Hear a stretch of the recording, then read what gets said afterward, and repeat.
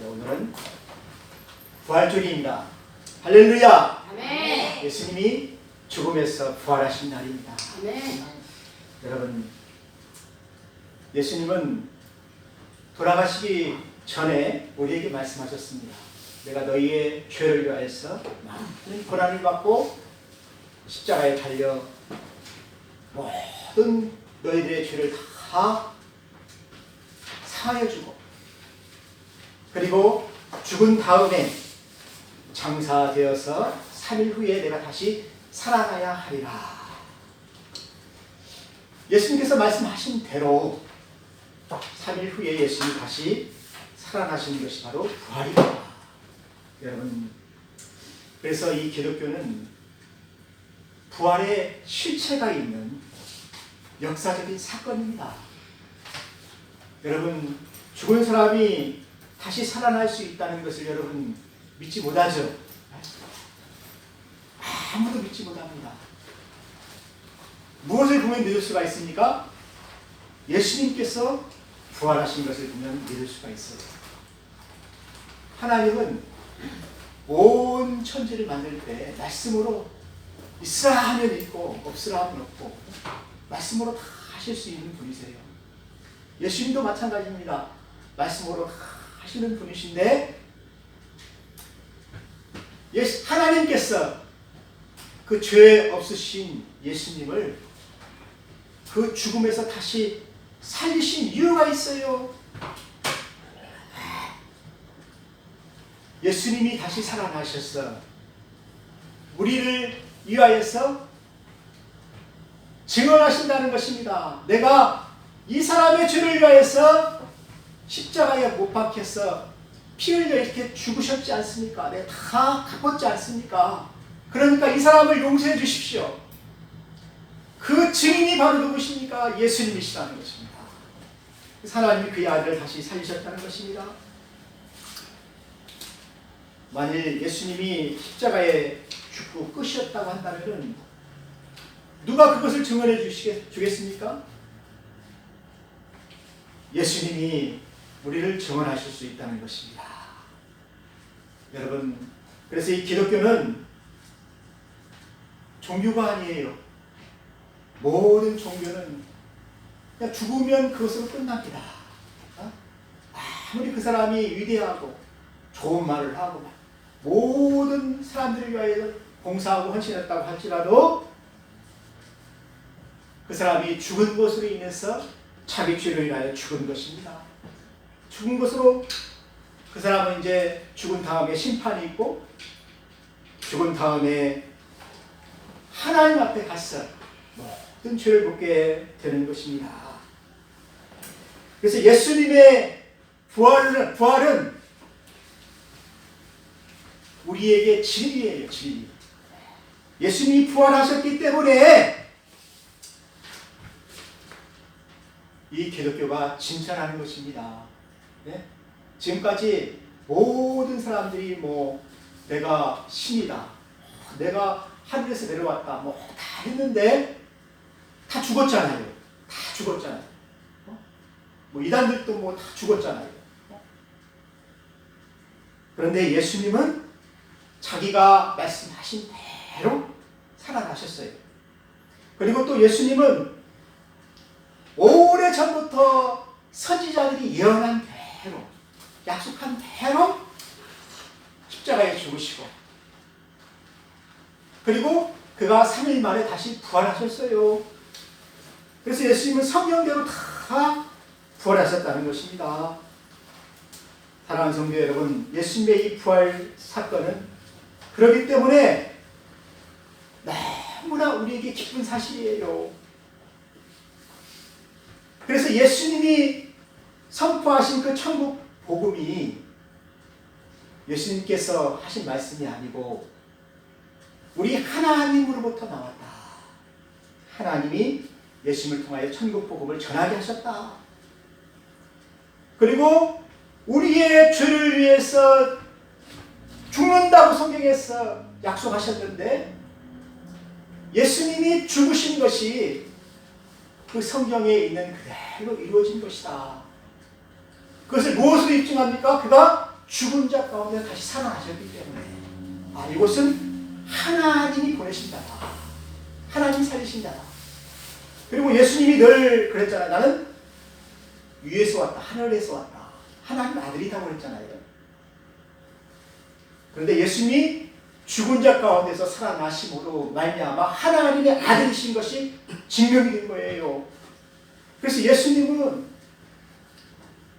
만약에 우리 인간들처럼 죄인으로 이렇게 태어났다고 한다면은 예수님이 죽으신 것은 자기 죄로 인해 죽은 거죠. 죄로 인해 죽었기 때문에 다시 살아날 수가 없습니다. 죄의 삭은 사망이기 때문에. 그런데 예수님은 성령으로 잉태하셨잖아요. 하나님의 아들로 오시기 위해서 그분이 우리의 몸을 빌린 것입니다. 그리고 우리의 몸을 입으신 거예요. 그리고 우리의 모든 죄를 위하여서 그분이 대신 죽으신 거예요. 그래서 하나님의 어린 양이라고 그러잖아요. 세상 죄를 지고 가는 하나님의 어린 양을 보라. 우리의 죄를 짊으셨다는 것입니다. 그 모든 것을 어디에서 이루셨습니까? 십자가에서 예수님 달리셔서 선포를 하셨잖아요. 테텔레스타이. 이제 다 이루었다. 아버지여 저들의 죄를 용서하소서. 저들이 하는 것을 저들이 알지 못하나이다. 예수님께서 우리의 죄를 다 갚으셨다는 것입니다. 그리고 우리는 이제 하나님의 자녀가 되게 하셨어요. 그것을 우리가 믿게 하는 것이 바로 이 부활 사건이에요. 예수님이 정말 하나님의 아들이셨다. 모든 그리스도인이 부활 사건을 통하여서 예수님이 하나님의 아들이신 것을 인정했다는 것입니다. 여러분, 지금까지 모든 종교의 그 교류들은 무덤이 있어요. 근데 예수님의 무덤은 비었어요. 왜요? 예수님의 무덤이 예수님이 부활하셨잖아요. 그래서 비어있는 거예요. 그래서 예수님 지금 어디 계십니까? 하나님 우편에 앉아 계셨어. 우리를 돌보시는 것입니다. 또 예수님께서 우리에게 약속하신 것이 있어요. 내가 하나님께로 올라가면은 너희들을 고아와 같이 버려두지 아니하고 세상 끝날까지 내가 너희들과 함께 하는데 보혜사 성령, 우리를 돌봐주시는 성령님께서 오셔서 너희들에게 영원히 부모와 같이 돌봐줄 것이다. 그래서 우리가 세례를 받을 때 성령이 우리에게 임하는 거예요. 하나님의 자녀가 되는 거예요. 그래서 여러분들은 자녀로서 양육을 받게 되는 것입니다. 또 자녀로서 의롭다함을 칭하게 되는 거예요. 이제 너희의 모든 죄는 예수님과 함께 죽었기 때문에 너희의 죄는 없고 하나님의 자녀다. 거룩한 하나님의 자녀다. 하나님께서 선포를 해주시는 것입니다.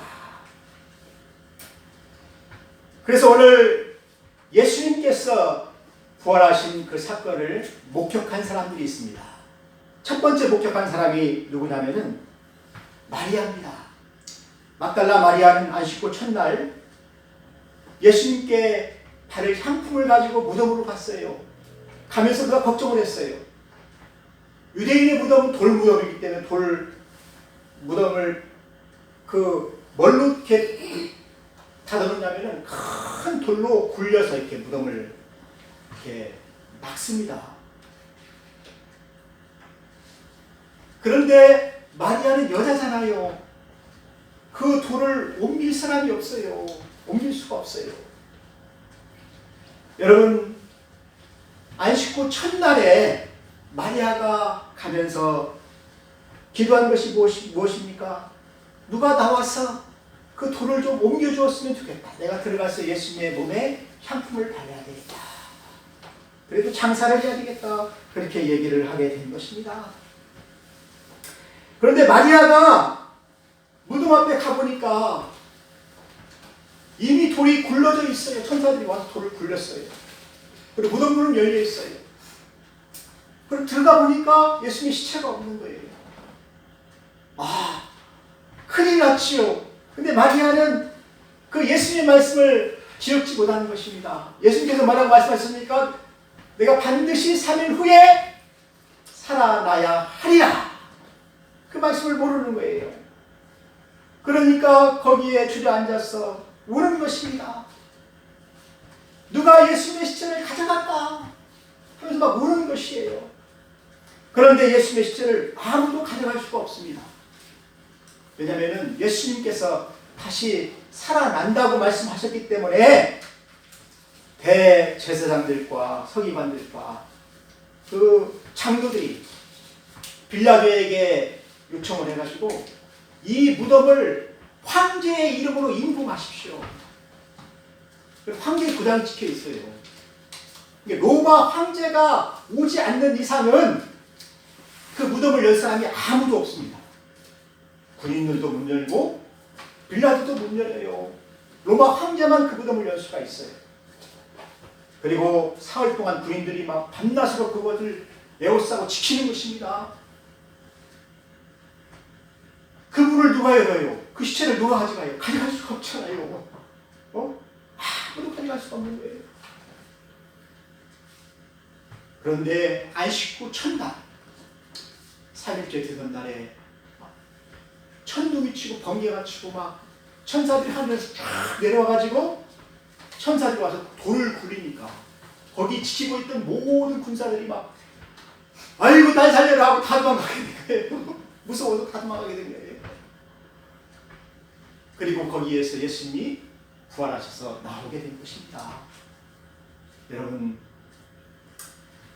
이 사실을 마리아가 보고서라는 누구에게 전하게 되냐면 제 아들에게 가서 전한 거예요. 제 아들에게 빨리 달려가서 예수님의 시체가 없어졌다고 하니까 막 이제 베드로와 요한이 또 다른 제자들이 막 무덤으로 달려갔습니다. 쉬지 않고 달려갔겠지요. 그런데 베드로는 나이가 많으니까 좀 뒤쳐졌어요. 요한은 좀 젊으니까 좀 빨리 갔어요. 달려갔는데 무덤 앞에 딱 왔는데 요한이 들어갈 수가 없어요. 너무나 큰 사건이잖아요. 베드로를 기다린 거예요. 그래서 베드로는 예수님의 수제자지 않습니까? 여러분, 무덤을 보는 것도 다 순서가 있어요. 내가 빨리 달려갔다고 해서 먼저 들어가면 그것도 예의가 아닌 거예요. 그것도. 그래도 베드로가 먼저 가서 봐야지요. 확인해야지요. 그래서 베드로가 딱 들어가 보니까 정말 예수님의 시체가 없어진 거예요. 그리고 요한이 딱 뒤따라 가보니까 거기에 뭐가 보이냐면은 예수님을 쌌던 세마포가 있잖아요. 죽으면 싸는 그 세마포가 있잖아요. 세마포가 예수님을 뉘었던데 그대로 있어요.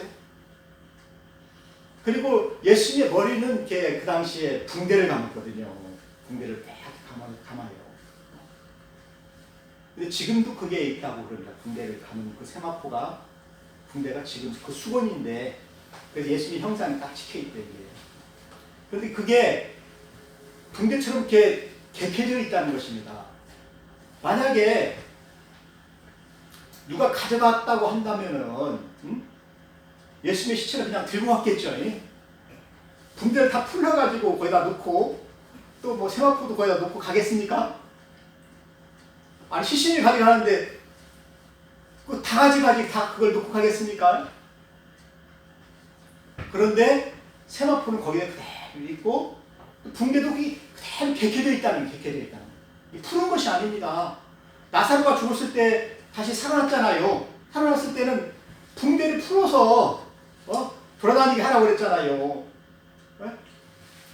그런데 예수님은 특별한 부활입니다. 새로운 부활입니다.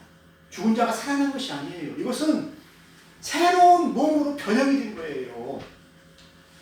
여러분, 우리의 몸은 3차원에 살기 때문에 4차원을 초월할 수가 없어요. 공간을 초월할 수가 없어요. 시공간을 초월할 수가 없어요.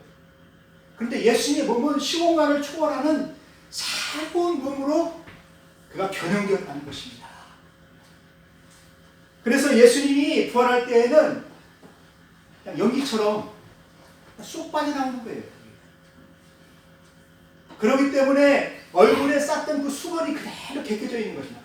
그대로 이렇게 번데기처럼 이렇게 번데기 고치처럼 이렇게 개켜져 있는 거예요. 아, 그것을 보면서 베드로와 요한이 생각했습니다. 아, 변화산상에서 예수님이 그 변형되었던 그 모습, 새로운 몸이잖아요. 새로운 형상이잖아요. 그 모습이 아니잖아요. 우리의 몸은 어떻습니까? 아프고 병들고 늙으면 또 힘이 없고 그러잖아요. 연약하잖아요. 그런데 우리가 보았던 이 예수님은 새로운 몸입니다. 새로운 형상입니다. 영원히 살 수 있는 몸입니다. 그래서 요한계시록에 보게 되면은 더 이상 아프지 않대요. 눈물도 없대요. 고통도 없대요. 왜요? 하나님이 모든 것을 다 새롭게 만드셨기 때문에. 그것이 바로 부활의 몸이라는 것입니다. 그래서 부활하신 예수님의 몸은 마치 증발된 것처럼 벽을 통과해요. 벽을 통과해. 예수님이 11번이나 제자들에게 부활하셔서 나타나셨는데 나가야 다락방에 있을 때 문이 다 닫혀 있었습니다. 그런데 예수님이 그냥 들어오시는 거예요. 공중에서 착 들어오시는 거예요. 그리고 나가실 때에도 문으로 나가시는 것이 아니고 그냥 사라지는 것이에요. 그리고 예수님은 제자들과 함께 음식을 먹었습니다. 그러면 음식이 어떻게 됩니까? 벽을 통과해서 나갈 때 음식은 벽에 붙어야 되잖아요. 그런데 음식 그런 거 없어요. 음식도 다 소화가 돼서 예수님과 함께 그냥 사라져버리는 거예요. 그런 몸이라는 것입니다. 그래서 여러분, 예수님은 우리가 또 만질 수도 있어요. 예수님께서 그랬잖아요. 만져보라고 그랬잖아요. 내 손에 못자국이 있는데 너희들이 손가락 한번 넣어보라고 그랬잖아요. 창자국이 있는데 손을 넣어보라고 그랬잖아요. 만질 수가 있어요. 그런 몸으로 부활하신 거예요. 그래서 예수님은 부활하신 그 몸을 가지고 영원히 사는 것입니다. 여러분, 우리는 죽어서 내가 사라진다고 생각하지요? 그런데 예수님께서 부활하는 것을 우리에게 보여주신 목적이 있어요. 하나님께서 다시 살리신다는 것입니다. 예? 내가 사라지지 않고 영원히 천국에서 사는 그 몸으로 다시 살리신다는 것입니다. 이것이 부활의 첫 열매입니다. 그래서 예수님의 부활하신 그 모습으로 우리들도 부활할 수 있다. 믿습니까? 네. 그래서 예수님의 부활이 내 부활이에요. 이것이 바로 첫 열매입니다. 성경에 약속했습니다. 주의 죽은 자들이 살아나고 그들의 시체들은 일어나리라. 티끌에 누운 자들아 너희는 깨어 노래하라. 주의 이슬은 빛난 이슬이니 땅이 죽은 자들을 다 내어 놓으리라. 무덤이 갈라져서 모든 사람들이 다 살아나게 된다는 것입니다. 사랑하는 성도 여러분, 예수님은 성경대로 죽으셨고 또 성경에서 예언한 대로 다시 살아나셨습니다. 그래서 로마서에 보게 되면은 그의 죽으심과 같은 모양으로 우리가 연합되어서 같이 십자가에 못 박혀 죽었잖아요. 우리의 죄가. 그러니까 예수님께서 다시 부활하실 때에는 예수님이 부활하신 그 모습 그대로 예수님과 연합되었기 때문에 우리도 그렇게 부활한다는 것입니다. 여러분, 그걸 믿어야 되는 것입니다. 나는 이제 세례가 됐기 때문에 예수님과 함께 죽고 예수님과 함께 부활한다. 믿으십니까? 네. 그래서 다윗은 그것을 봤어요. 구약시대 다윗은 주의 영혼을 음부에 버리지 아니하시며 주의 거룩한 자로 썩임을 당하지 않게 하실 것입니다. 다윗이 메시아를 그렇게 보았다는 것입니다. 그래서 베드로가 예수님이 부활하신 그 이 사건을 보고 사람들에게 나가서 외쳤습니다. 너희가 십자가에 못 박혀 죽인 예수님이 3일 만에 다시 살아나셨다. 네. 그때 모든 사람들이 마음의 양심에 찔렸어요. 회개하고 세례를 받았다는 거 아니겠습니까? 사랑하는 성도 여러분, 예수님은 부활하신 후에 처음으로 마리아에게 나타났습니다. 마리아에게 이야기합니다. 어찌하여 여기서 울고 있느냐? 누구를 찾느냐? 그때 마리아는 뒤돌아 봤는데 예수님의 모습이 아니에요. 예수님의 얼굴이 아니에요. 왜요? 예수님은 새로운 모습으로 부활하셨기 때문에. 여러분, 여기에 있는 그 모습 그대로 부활하는 것이 아닙니다. 더 세련되고 더 멋있고 막 휘황찬란하고 그러니 마리아가 못 알아보지요. 어? 그런데 예수님이 마리아의 이름을 부를 때 마리아야 할 때 그 음성이 있어요.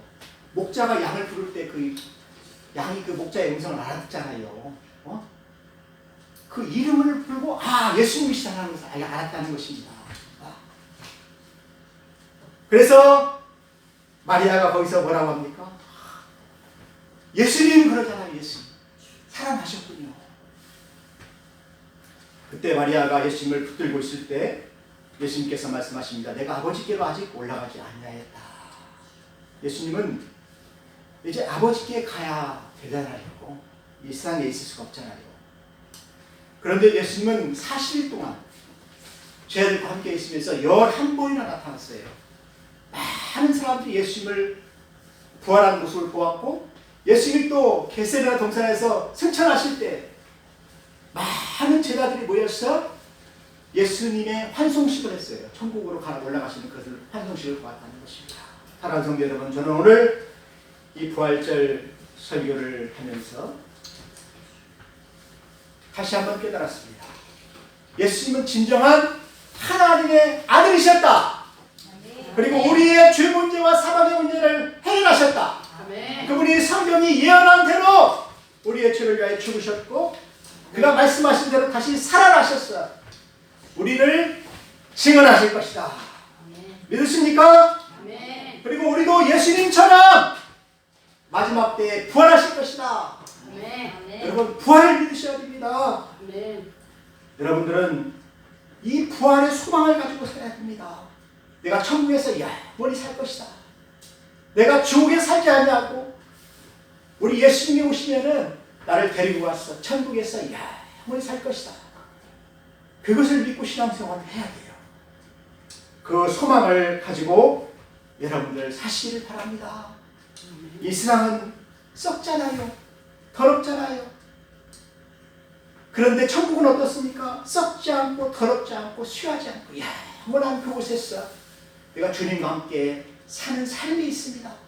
그 삶이 바로 천국의 삶입니다. 그 소망을 가지고 여러분들 사시기를 주님의 이름으로 축원합니다. 같이 기도하겠습니다.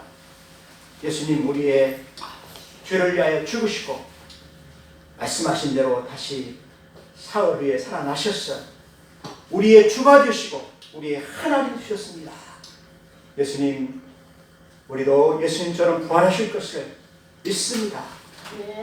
이 신앙을 가지고 우리가 주님 앞에 감사하며 살 수 있도록 하여 주옵소서. 예수님의 이름으로 기도하였습니다. 아멘.